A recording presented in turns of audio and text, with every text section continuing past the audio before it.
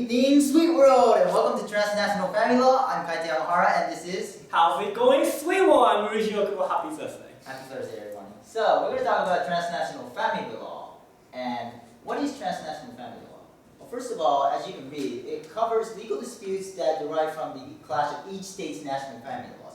Apparently, each country has their own national family law, and when there's a legal dispute regarding different countries, these clash of national family laws derive.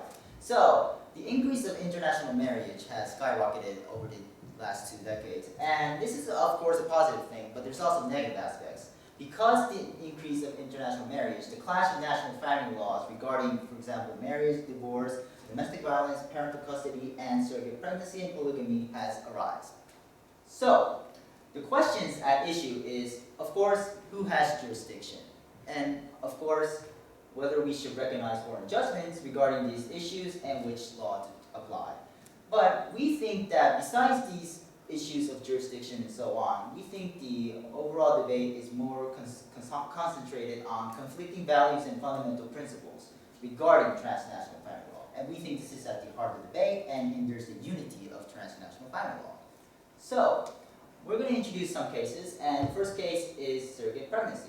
So, surrogate pregnancy is the carrying of pregnancy for intended parents who have difficulty of having a child, but they can have children due to the latest medical technology. Unfortunately, it's not permitted in Japan at the current moment, but it's allowed in countries such as India, Thailand, and several states in the United States. So, Japanese couples who seek surrogate pregnancy go to these permitted countries because it's not permitted in Japan. But it's often criticized as rent-a-womb industry by both Japanese and the countries who provide these services. And from this criticism, you can see that there's a clash of traditional values and the new concept that has arisen due to new medical technology. So let me explain one case study over the surrogate pregnancy. This Japanese couple went to Nevada to make a formal surrogate contract. And then these twin boys were born. And then they were legally recognized under the Nevada judgment. But after they came back to Japan, like Mayor Shinagawa said, like these child registration cannot be permitted in Japan because it's surrogate pregnancy itself is not permitted. So of course these Japanese couples went to the Japanese court to appeal the case. Then basically the Tokyo Family Court refused to recognize the judgment by saying the parent-child relationship is not legitimate because surrogate pregnancy itself is not permitted in the Japanese legal framework. However, the Tokyo High Court accepted it to recognize the case by saying it wouldn't violate public policy because there's no dispute among these parties, it's completely fine. But Supreme Court again refused to recognize the case because this Nevada judgment is incompatible with core Japanese values. And therefore, it would contravene the public policy. Of course, it mentions the necessity or prompt legislative measure or something like this. But in that case, the judgment was refused, basically. Second element is for polygamy. The practice of taking more than one spouse is a polygamy, basically. Then, in many states, polygamy is illegal. But in many Muslim states, it's legal. They have different values and there are different justifications.